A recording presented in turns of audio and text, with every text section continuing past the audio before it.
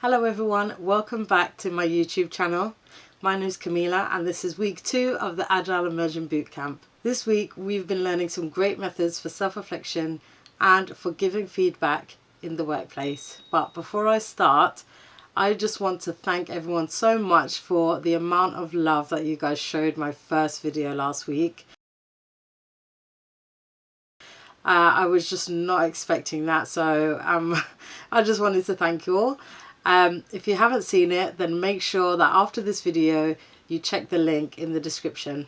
So what have we learned this week about self-reflection and feedback?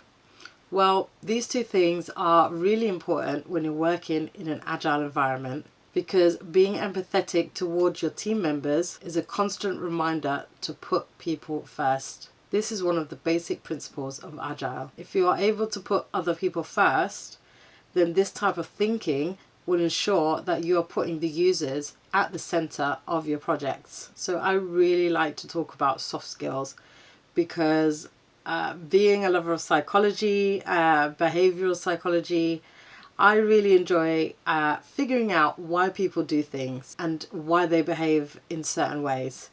So by having soft skills in your team is really vital. So far we've learned that agile environments love constant change, and the people that work in these teams have to also be open to change. It's really important that you recognize that your ability to change or lack thereof could directly impact your team and the project you're working on. So as a group, we all learned how to give feedback to each other, and we tried this out. We all received pieces of feedback from each team member. For me personally, I felt that the feedback I received helped me to understand how I came across as a person, and it helped me to understand the ways that I actually contribute to the work. So talking about self-reflection, I want to introduce to you a tool that we learned about called the Johari Window, and how it can be used to improve communication and group dynamics in diverse teams. The Johari Window was developed by Joseph Luft and Harry Ingham, and we used it to develop openness and self-reflection in our group. By using it, team members can figure out what outside influences might impact their work, and leaders can start to foster a space where people can give and receive feedback respectfully. It also helps to remove barriers that can arise when you're working with people that are different from you. So the Johari Window is made up of 4 squares, and in the top left corner you have the arena, which represents the information that you know about yourself and what others know about you. For example, most people that I meet quickly find out that I'm a user researcher. So this is something that I openly share. I know it and other people know it. The arena is important because this is what will help other people feel like you are approachable. The more you share about yourself, the more a sense of trust is built between you and your team members. In the bottom left corner is the hidden square.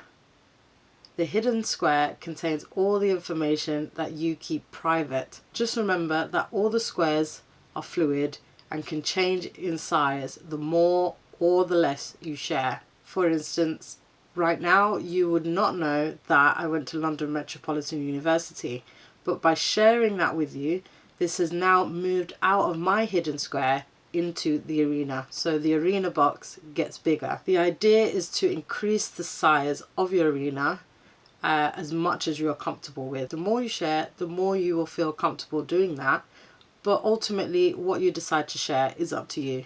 In the top right corner is the blind spot. This contains all the information that you don't know about yourself, but that others do.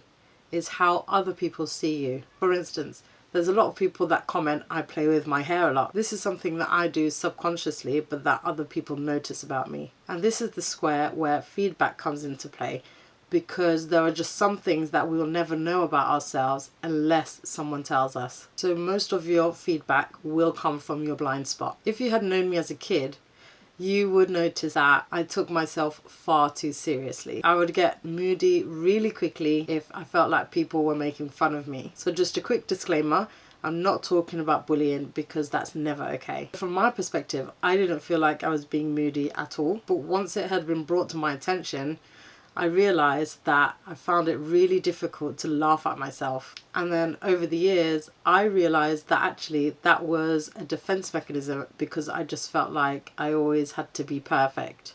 And then slowly I began to notice that other people just found it so much easier to laugh at themselves, and that they just seemed to be having so much more fun than I was. Since then, I realized how important it is to be able to laugh at yourself sometimes, and I purposely surround myself with people that like to have a laugh, because it helps me to be more lighthearted about situations. Sometimes you just have to be told something before you can notice it in yourself or in other people. But once you know about it, at least then you have a choice whether you want to work on this thing or not. Then we move on to the last box. So the last box is the unknown square, or as my teacher Clara likes to call it, the unknown unknowns. This holds the information that is unknown to you or to anyone else. Usually the information in this box is only revealed when you are exposed to certain opportunities or environments. For example, I didn't realize I enjoyed the outdoors and being active as much as I do